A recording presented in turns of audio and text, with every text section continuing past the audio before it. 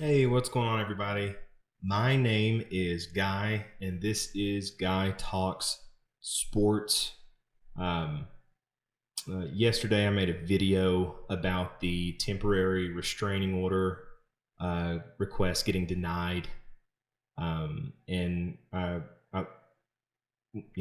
the research for that video, I wanted to uh, do a video that kind of gave a complete rundown about this whole thing with the NCAA bringing uh, these violations about NIL against Tennessee.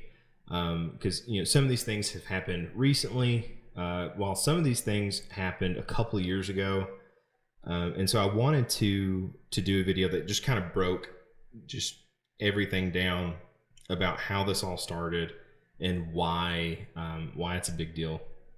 But biggest thing was just kind of really give a good outline as to what's been going on.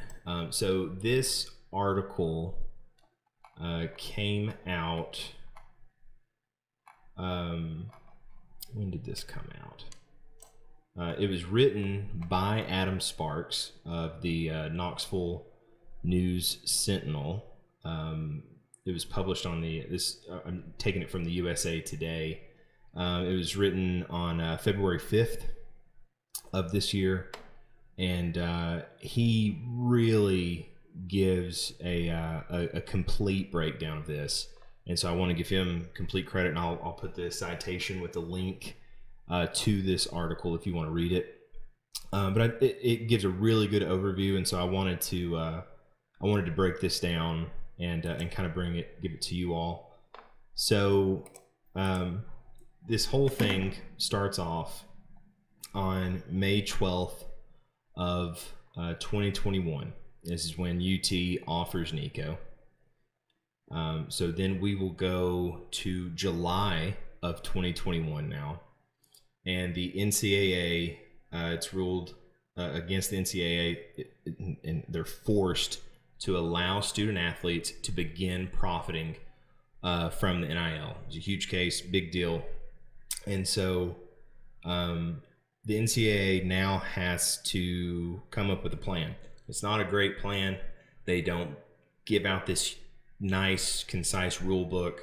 You get a series of ever-changing, vague, sometimes even contradictory rules or guidelines that were put in place by the NCAA, and schools are forced to kind of navigate through this kind of collage of different guidelines, and so immediately UT and Spire Sports, they both start targeting Nico. UT, they offered him May 12th of 21, and they're really wanting him. Spire, the firm here in Knoxville, the collective, they go after Nico.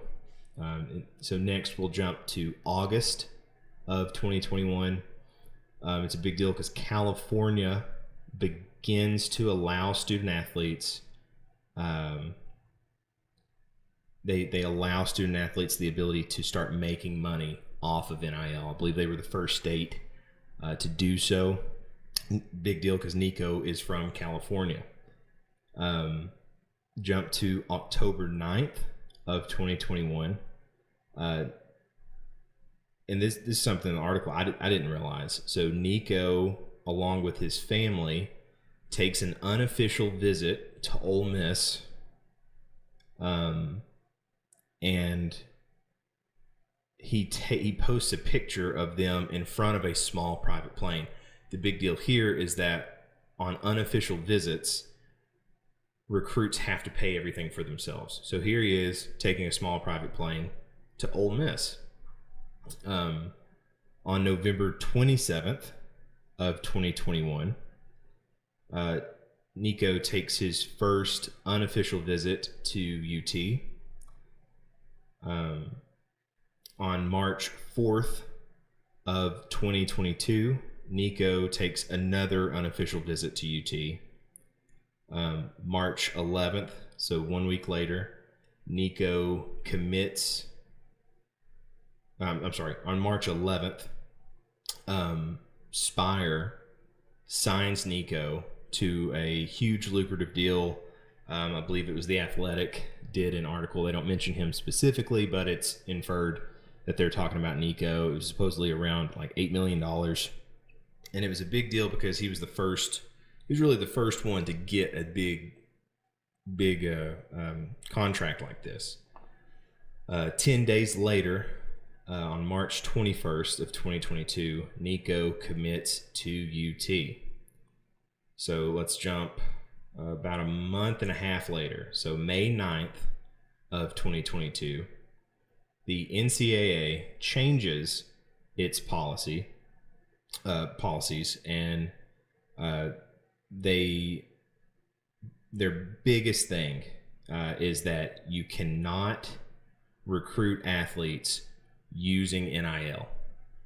And they say that they're going to retroactively start looking at schools that have been retroactively, that is. So anybody that's done this in the past, you're going to now be in trouble, even though this wasn't a rule, which is ridiculous. Spire states that comes out with a statement stating that Nico signed independently of the recruitment of UT. And what the NCAA was trying to do is they were trying to limit NIL payments to current student athletes of the universities rather than recruits, which it had already been taking place. And so the expression tube or toothpaste getting pushed back into the tube, you can't, right? And then they also start to redefine some of the NIL collectives as boosters to try and get them in trouble, saying that they were using NIL to recruit players. But then this opens them up to the potential antitrust lawsuits, which we are now living in. And so jump ahead to January 29th. And this is when the officials between the NCAA and UT meet to discuss possible sanctions and findings and how possible sanctions are going to come against Tennessee. It is January 30th where news is leaked or dropped by Pat Forty, however you pronounce his name, reporting that Tennessee is potentially under investigation. The New York Times releases an article that Tennessee could be in trouble because of a flight that Nico took on an unofficial visit on a private jet via Spire. There was and so the discussion is whether he flew out because he was a client of Spire or because he was a recruit of UT. If he was a recruit, that can't, that's not supposed to happen. On the 30th, you then get Donde Plowman, who's the UT chancellor, who I think it's through an information request. A letter is released where it's just a scathing indictment on at Charlie Baker, who's the president of the NCAA. She sent this letter out on the 29th, I believe, of January. She rips into Charlie Baker. And then one key thing is that she states that they tried to meet with him back in December. And I guess he was in front of Congress saying that he wanted to meet with these universities to discuss things. And UT tried to do that, and he denied their request to meet with him.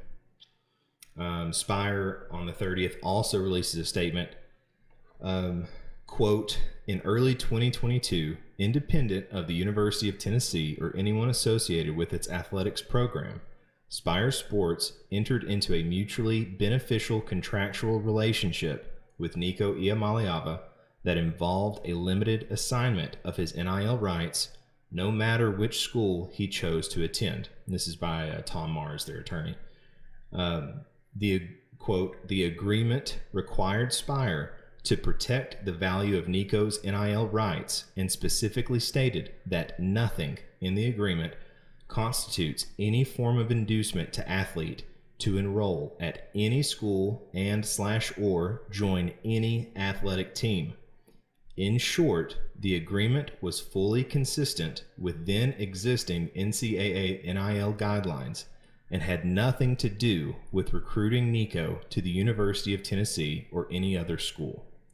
End quote. And so that was Spire's statement saying, listen, he was a client, and this was he could have went to any school. He was a client, and so they're getting their ducks in a row. On the 31st of January, this is when you get the Tennessee Attorney General Jonathan Scrumetti. He files an antitrust suit along with the Attorney General of Virginia as well. It's against the NCAA over the NIL recruiting ban. It's filed in the Eastern District of Tennessee federal court, which I believe is in Greenville, Tennessee. It states that there's unlawful restriction. The NCAA on that day also responds, quote, the NCAA remains firmly committed to protecting and expanding student athletes' NIL rights and opportunities. However, our membership has steadfastly supported the prohibition on impermissible recruiting contacts, booster involvement in recruiting prospects, and the use of NIL offers as recruiting inducements. End quote. So that was their response. On the 31st, Danny White also chimes in, quote, they are stating that the nebulous, contradictory NIL guidelines written by the NCAA, not the membership, don't matter, and applying the old booster bylaws to collectives. If that's the case, then 100% of the major programs in college athletics have significant violations. It goes on to say, quote, I refuse to allow the NCAA to irrationally use Tennessee as an example for their own agenda, end quote.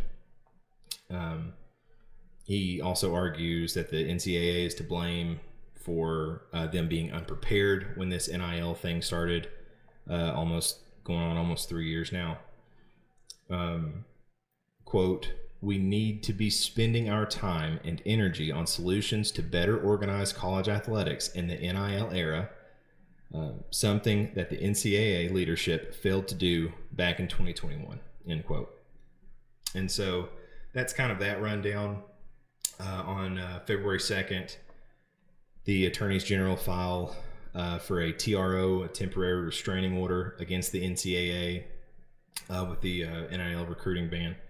And then on the 7th, the federal judge Clifton Corker denied that request, but stated that it looks favorable for the plaintiffs, that being the states against the NCAA. It looks favorable for the states due to the Sherman Act. I did a video yesterday that kind of broke that down a little bit more on what the TRO was and get a little more involved in that. So if you want to check that video out, be sure to do so.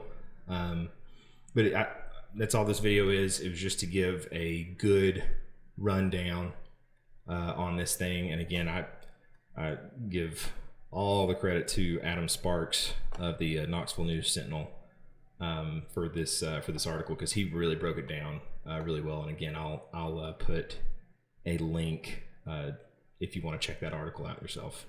But anyway, just wanted to do this kind of timeline. Hope you all are having an amazing day. I look to do more videos soon. Please comment if on how you feel about this. I try to look at any comments. Biggest thing, please like the video, but biggest thing is please subscribe to the channel. I have to build these subscriptions up. It really helps me out, so please subscribe. If you're not, follow me on Twitter or X, whatever it's called, at GDF Talks Sports, and I'll do some videos here coming up. So thank you all again. Have a great day, and we'll see you soon. Thanks, guys.